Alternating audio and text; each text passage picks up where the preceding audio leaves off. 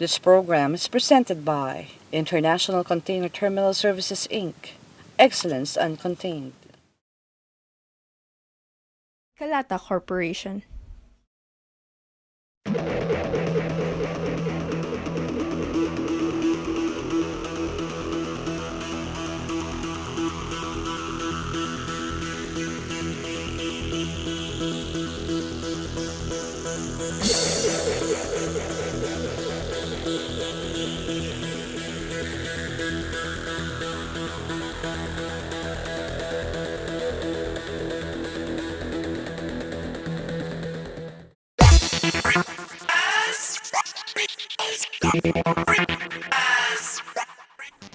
Thank you for tuning in to Business and Beyond.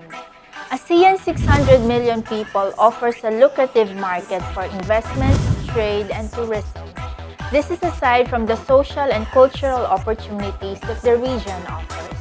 This episode looks at some of this through the eyes of our lead trade promotions agent.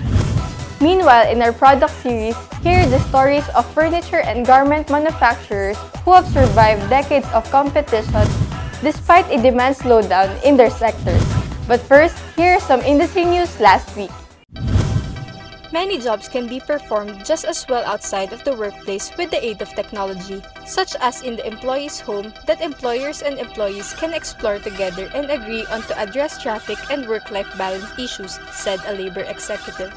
Mary Grace Rieger, OIC Executive Director of the Institute for Labor Studies, an attached agency of the Department of Labor and Employment, said some employers in the Philippines have begun adopting flexible work arrangements, such practices now enabled by technological breakthroughs. In the Philippines, there are some players already engaging in FWAs, and we noted that some of the industries can engage workers in telecommuting, said Rieger, who recently gave a talk on FWAs in a forum organized by the Employers Confederation of the Philippines.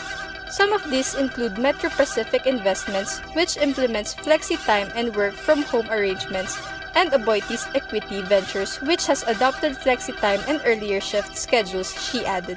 Meralco is now also implementing telecommuting, launching its pilot last year and currently planning to expand the coverage of the program, said Paulo Verayo, an HR business partner at the company, in her presentation in the same gathering. Rieger said some fields in the services sector are a particularly good fit for FWAs. These include industries engaged in medical health, computer and IT, marketing, communications, customer service, sales, administration, education and training, and finance. Meanwhile, among jobs or occupations that may adapt well to FWAs are online teaching, customer support, web and software development, administration, sales and marketing, engineering, design and multimedia, mobile development, writing, accounting and bookkeeping, networking, and business services. The Philippine Bureau of Customs has extended its working hours at major ports to accommodate the increase in volume traffic.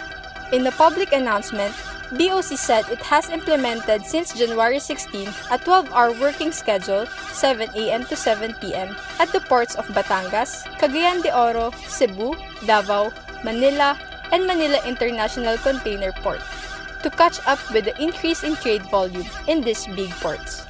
Meanwhile, a 24/7 operation, including on Saturdays and Sundays, is now fully set up in the ports of Subic, Clark, and Limay. This extension of working hours has been implemented in order for the said ports to serve their stakeholders efficiently.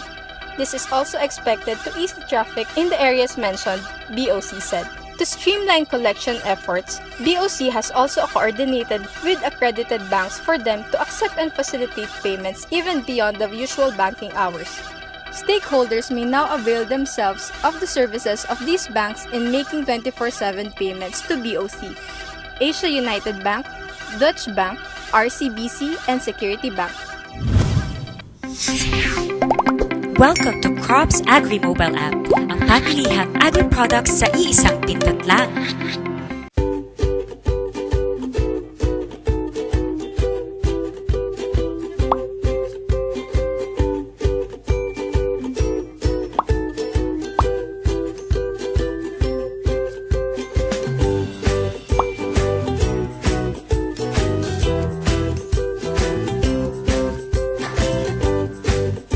mag-sign up sa crops.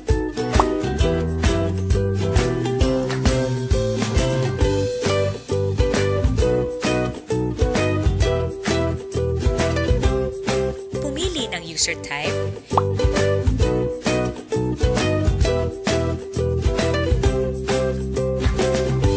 I-enter ang account details.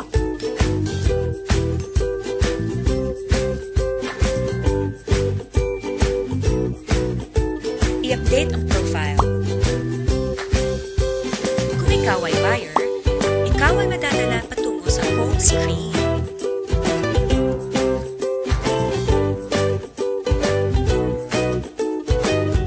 Kung ikaw ay seller, itatanong ng crops na ilagay ang iyong settlement account.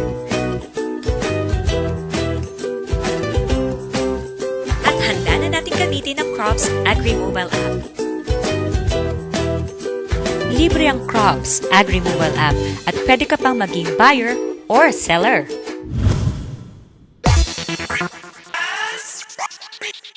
International Container Terminal Services Inc. Excellence Uncontained. Kalata Corporation.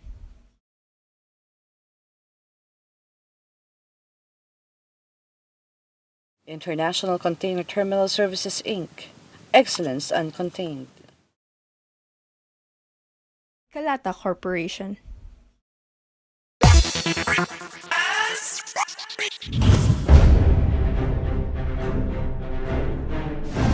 The thrust to the reposition towards Asia comes in very timely because of three reasons.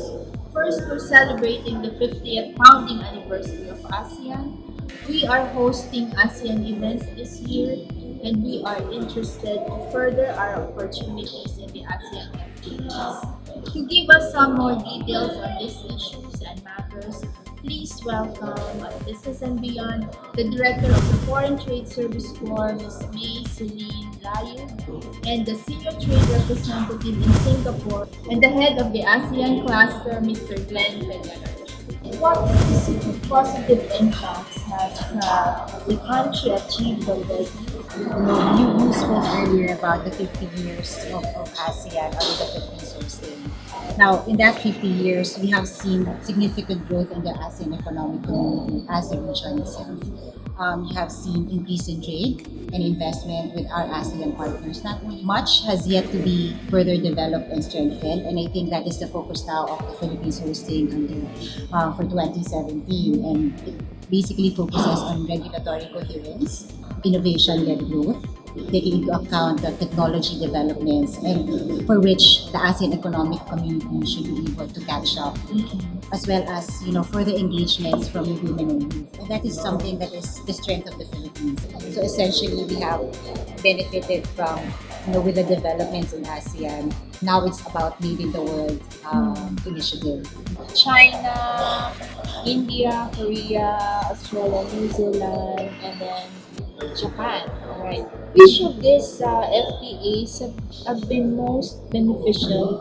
That would be the ASEAN, Australia, New Zealand FTA. Because it is, out of all the ASEAN FTAs, it's the most recent. Therefore, it's the most comprehensive. So, Sir Ben, Ma'am talked about the brands, no? Yes. And we are proud of that increasing number of Filipino brands in ASEAN. While there is a lot of interest now in the Philippines, not only because we're hosting ASEAN, but because of the positive developments in our economy and of course the relatively large domestic market. We actually have 4 offices in key capitals in ASEAN. While I'm based in Singapore, we have an office in Jakarta, in Malaysia, and in Bangkok. While ASEAN is a free trade area, we have to understand that it is actually a very diverse market. There is a difference in the economic status, but there's a lot actually of opportunities. For example, while maybe Malaysia and Thailand are very large food producing countries, they are buying already sardines from us. Our sustainable practice of having a close fishing season is allowing us to not only have enough materials for our fishing industry, but also supplying some of the needs of the processing industries in ASEAN. We hope to have an ASEAN kapatid program where as we do it domestically, yeah, we hope to start a program to have a kapatid program in ASEAN so that we can bring in more exporters So to what take is this advantage. mentoring as well? No mentoring, Yes, technology. yes. And then what are the challenges that exporters face in this region? The challenges I think is that, as Celine mentioned, that while there is continued improvement in the market access, is we need to understand also the other regulations in these markets.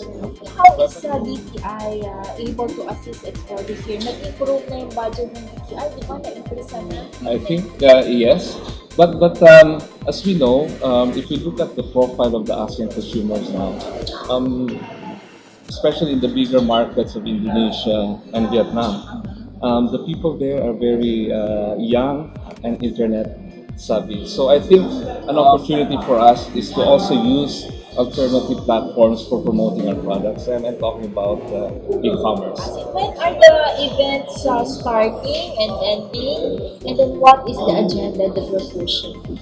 Well, there are two components for the Philippines ASEAN hosting. The first part is, of course, the formal meetings for the ASEAN, for the economic ministers meeting, which is chaired by our secretary, the EDI secretary. It's going to kick off this coming March with the AEM retreat, and then it's going to be followed with the ASEAN summit.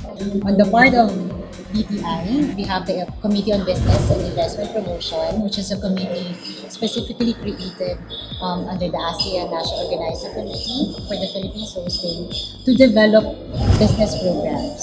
Focuses on micro, small, and medium enterprises, or we fondly call it DTI business.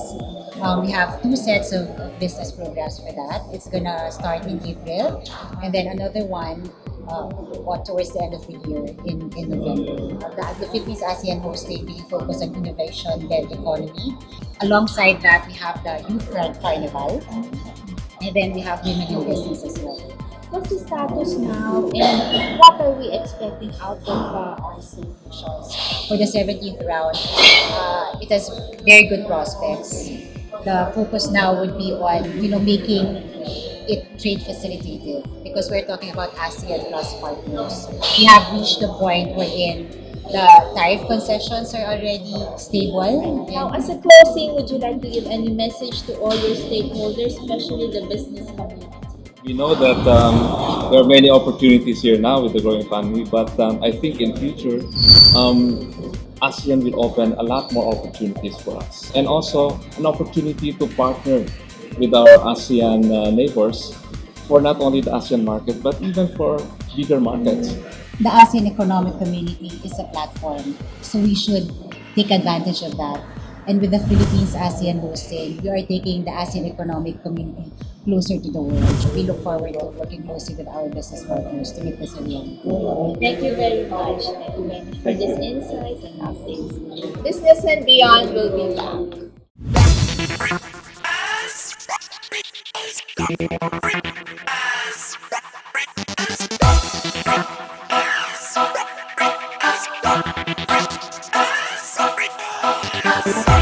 International Container Terminal Services Inc. Excellence Uncontained. Kalata Corporation.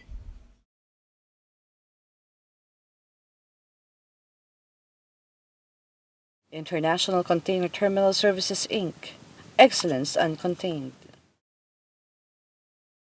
Kalata Corporation.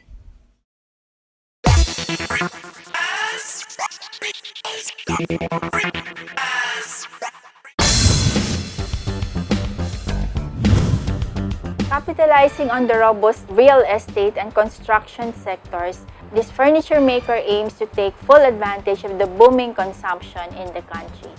We get insights from the General Manager of Mighty Mike Incorporated and the VP for Design of the Chamber of Furniture Industries of the Philippines, Ms. Carmen Regala. Kasi in the 1990s and the 2000s, no, napaka-strong ng furniture exports. Yes, I agree. And yeah, in the top 5, no, performers of exports. What happened? With the change in the economy of the Europeans and the Americans, so those are the two basic markets, the big buyers. So affected rin yung economy natin. The market is down for export. They're open na to local buyers. Aside from that, the Middle East naman is the new market for export. Okay, let's talk about your products. Really beautiful, no? We specialize on stainless and metal-based furniture. Okay, so our forte is to customize, because we cannot haggle with the low price of your readily available furniture, and we have lots of that outside na. So as you can see here, we make use of raw scrap metals. Now we convert it into something useful right away. The look is really modern. Well, that's our forte. Modern is really our forte. This is also mixed media because you have metals and then you have laminates and then you also use plywood, no? Yes. And you have a factory. How big is the capacity? The factory is not that big, but we see to it that we deliver just on time. But we're still on, I can say like 50-50, 50% manually done. Ano yung prospects for the industry and for your company? For the industry, we cater kasi to architects and interior designers. Well, that's our target market because we customize. We specialize into the design that they want. And you're an interior designer. I'm an interior designer also, so I'm familiar with what the market wants. So do you have a design team or you're the lone designer or? Well, I have my designs, but yun nga, we're open to the design of the other designers that they want to have customized. So, kasi some people, especially yun nga, mga designers and architects, they want something that's uniquely their own, or they want company design matters. Yeah, the name of our showroom is Design Matters. All right, and it also speaks about the principle, the philosophy. No? We see to it that it's of good quality, but at the same time, the design is tastefully done or tastefully designed. What's some highlights? Can you share some highlights of the roadmap, particularly the targets? For the local, we still have the hotel show, wherein we invite all the stakeholders for hotels, which is a big market for contract furniture, diba? And then we also have the Philippine International Furniture Show, which is for March. Yes, this March already. Okay. So we have those two shows, plus we have trainings and seminars for members and other stakeholders of the furniture industry. Okay. So if there's one message that you'd like to give to government to assist the industry, the sector, and your company, what will it be? Oh, I guess this is about the right time. So for the government officials out there, we're just calling in behalf of the Chamber of Furniture Industries of the Philippines.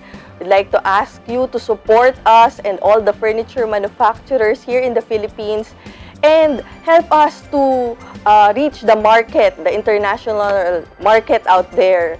And let's show the design and the quality, the craftsmanship of the Filipino people. Okay, all right. So thank you, Carmen, for joining us and for sharing these thoughts with us. Business and Beyond will be back. Welcome to Crops Agri Mobile App, ang pamilihang agri-products sa iisang pindot lang.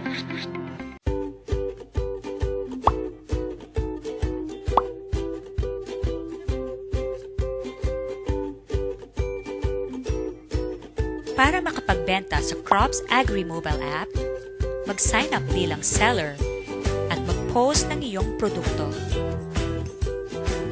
Kumpletuhin ang mga karagdagang impormasyon tungkol sa inyong produkto. Matapos ang paglagay ng mga impormasyon, choose a delivery option. Ilagay kung saan ang iyong lokasyon. I-upload ang mga litrato ng inyong mga paninda. Mabuhay! Matagumpay ang inyong pagpo-post!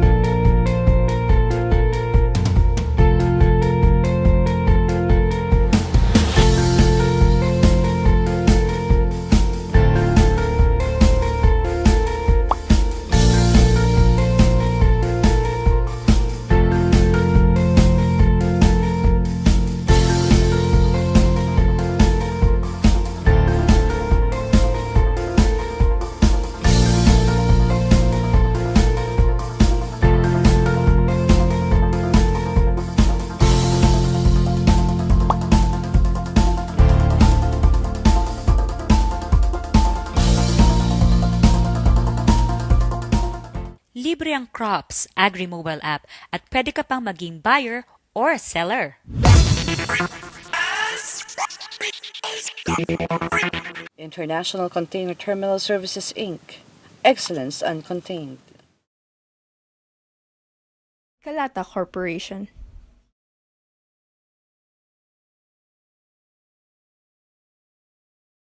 International Container Terminal Services Inc. Excellence Uncontained. Kalata Corporation.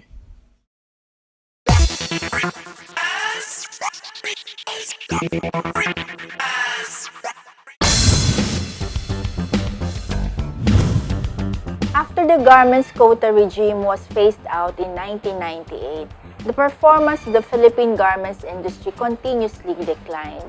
But here is one company which has survived that challenge, including competition from low-cost neighbors. Let's get that story from the General Manager of the Thread of Hope for Economic Advancement Foundation, Inc., Ms. Nanita Lizardo. Pakikwento po ng mabilis how your foundation started, and this is nearly 3 decades. No? This is a non-stock non-profit foundation.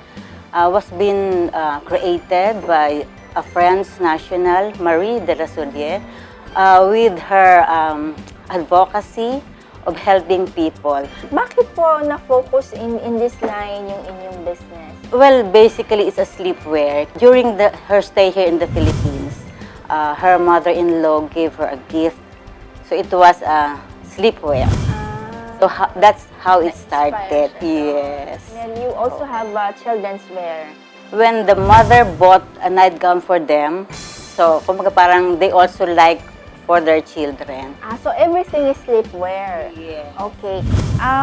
Pero puro white din po and all of cotton materials. So, Kasi parang white kasi is pure. Mas maganda siya pag white kasi it's more dainty. kumusta naman po how you import your materials? We started actually buying from Divisoria, but later on we tried to import in China. Now we're also buying from Thailand. Are you still exporting? How much percent is exported? But actually, we're really into export. I think 98%. That's good. Yes. So we do export in US. That's our main market. And then we also have in Japan, now in South Korea, we're also exporting. And then we have in France. Do you have your own brand or do you carry their brand? The Theia. Actually, that's the short name of yes, we do carry our own brand. Kaya lang, once in a while, when the buyer requests for their own brand, we welcome them. Alin po yung pinaka-in-demand na design? Yes, actually, we have, I think, about 10 styles na parang classic siya. Actually, ang market namin is more on boutiques. And then, high-end specialty store. Like in our local, we do supply to Rustans with their own brand as well. If you're working with communities, with mothers, paano po? When you hire them, they should be equipped with the sewing skills na, or do you still train them? Most of the women that we're getting are unskilled. Mothers with their children. Kasi at the same time, parang supplemental ba? So, they are earning, at the same time, they're still taking care of their children. So, yun yung aming kinikater. Mostly mothers na hindi sila capable of working in the factory. We just have to maintain an operating fund, to buy the supplies. But if you have the profit, we goes it back to them in terms of benefits, in terms of scholar. We do have scholar also, housing.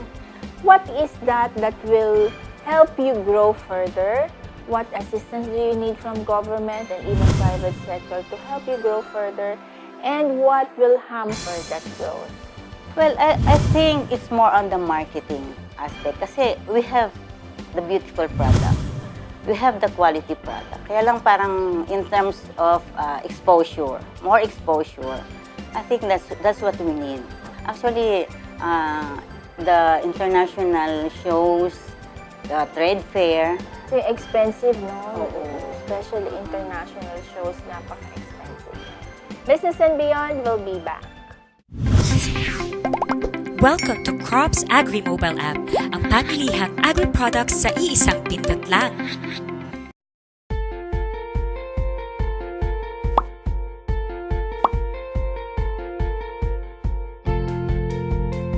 Para magamit ang Crops Agri-Mobile App, maghanap sa List View. I-confirm ang order.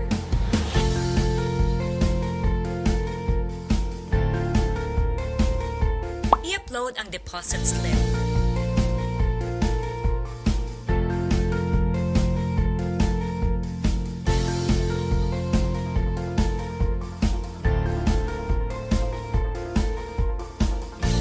Tagumpay ang iyong pag-order.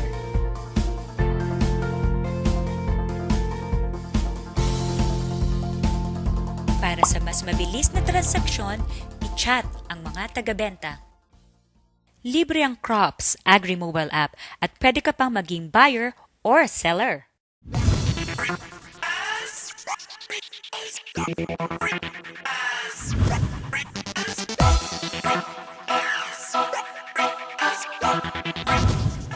On this note, we close this week's episode. Join us again next week for a continuation of our discussion. May we also invite you to share with us your views, comments, and suggestions on our social media accounts. Always remember, connections matter. Here at Business and Beyond.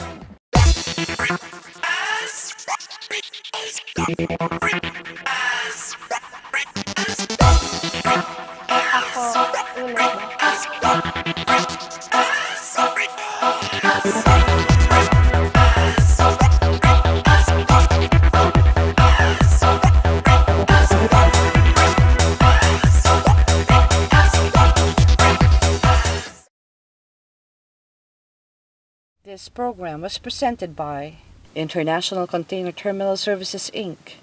Excellence Uncontained. Kalata Corporation.